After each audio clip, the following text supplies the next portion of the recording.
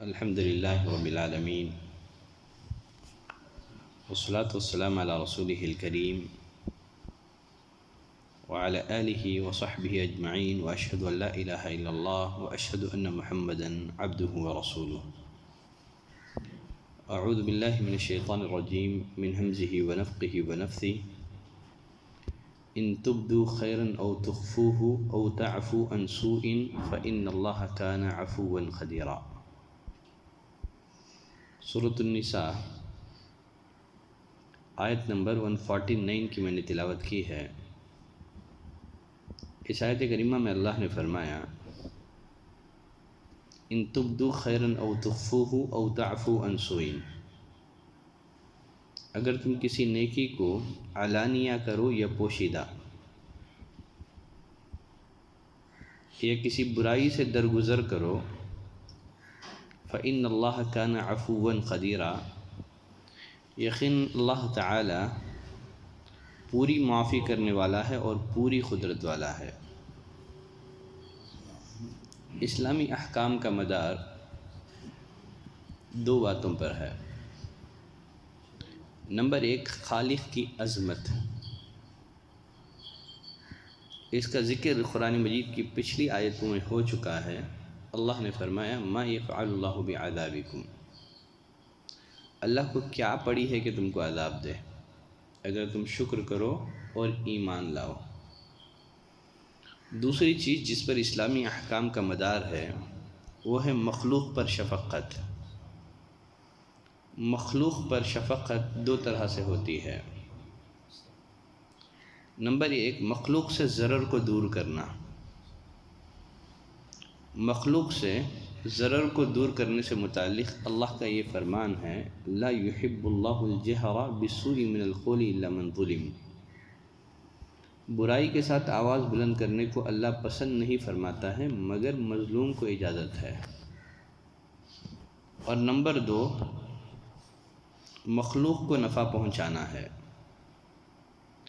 مخلوق کو نفع پہنچانے کے سلسلے میں قرآن مجید کی آیت کریمہ دلیل ہے۔ اس میں اللہ نے فرمایا ان تبدوا خیرا او تخفوہ، اگر تم کسی نیکی کو علانیہ کرو یا پوشیدہ کرو۔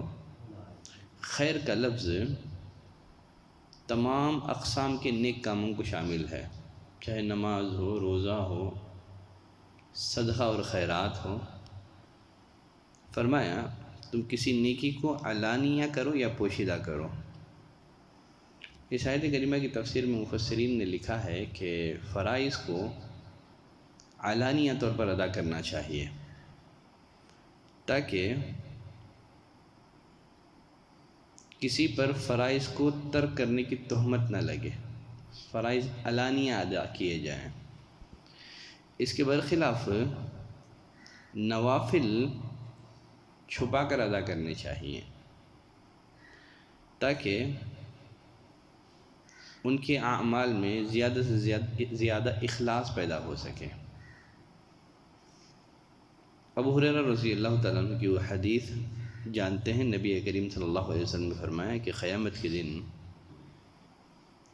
7 آدمیوں پر اللہ تعالیٰ اپنا سایہ کرے گا، اللہ کے سائے کے علاوہ اس دن کوئی اور سایہ نہیں ہوگا۔ ان میں سے ایک رجل تصدق بصدقۃ فاخفاها،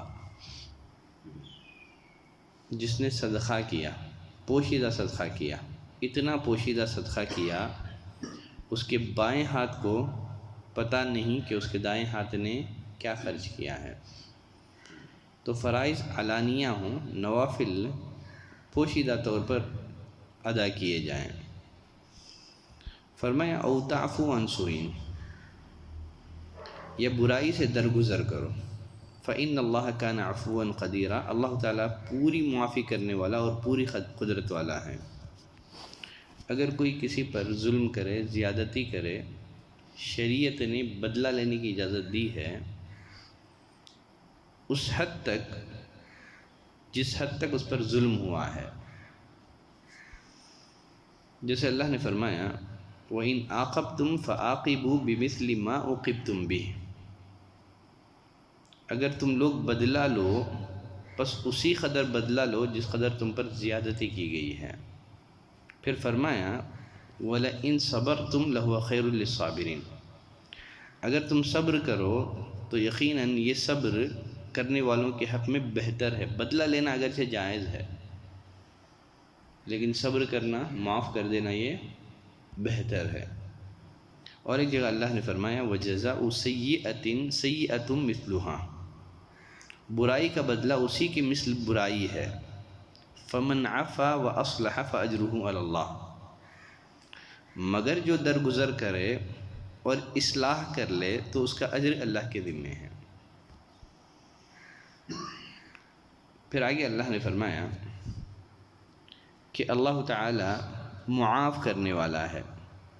چونکہ اللہ معاف کرنے والا ہے، اللہ کو یہ بات پسند ہے کہ اس کے بندوں میں بھی یہ صفت پیدا ہو۔ یقیناً وہ خوش نصیب ہیں بندے جو اپنے اندر اس صفت کو پیدا کریں، اپنے آپ کو اس رنگ میں رنگ لیں۔ فرمایا اللہ تعالیٰ معافی کرنے والا ہے اور قدرت رکھنے والا ہے۔ اللہ کی معافی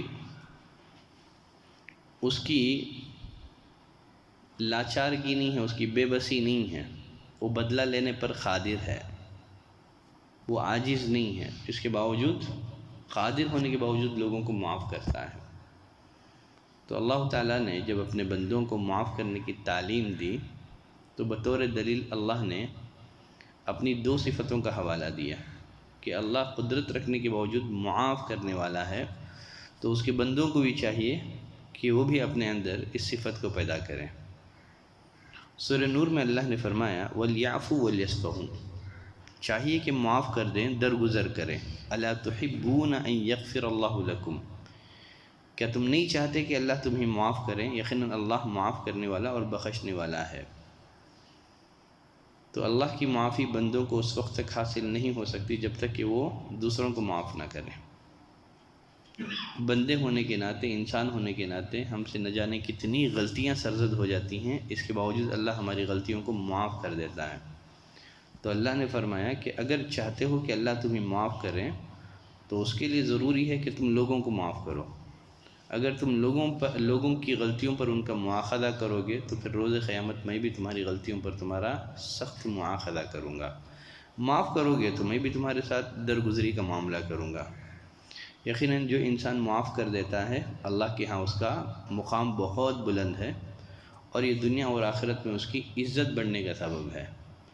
جیسے ابو کبشہ انصاری رضی اللہ تعالیٰ عنہ کی روایت میں رسول اللہ صلی اللہ علیہ وسلم نے فرمایا 3 چیزیں ایسی ہیں میں قسم کھا کر بیان کرتا ہوں۔ وہ 3 چیزیں کون سی ہیں؟ پہلی چیز آپ صلی اللہ علیہ وسلم نے فرمایا ما نقص صدقۃ من مال، صدقہ کرنے سے مال کم نہیں ہوتا ہے۔ اور پھر معاف کر دینے سے عزت کم نہیں ہوتی ہے، معاف کر دینے سے اللہ عزت اور بڑھا دیتا ہے، دنیا میں بھی اور آخرت میں بھی۔ اور تیسری بات، جس کسی نے مخلوق سے سوال کرنے کا دروازہ کھول دیا تو اللہ تعالیٰ اس پر تنگ دستی کا دروازہ کھول دیتا ہے۔ تو یہ 3 باتیں ایسی ہیں نبی کریم صلی اللہ علیہ وسلم نے فرمایا کہ جنہیں میں قسم کھا کر کے بیان کرتا ہوں۔ آج کے لیے بس یہی ایک آیت کافی ہے، تفسیر کا سلسلہ جاری ہے۔ سبحانک اللہم و بحمدک، اشہد ان لا الہ الا انت، استغفرک و اتوب الیک۔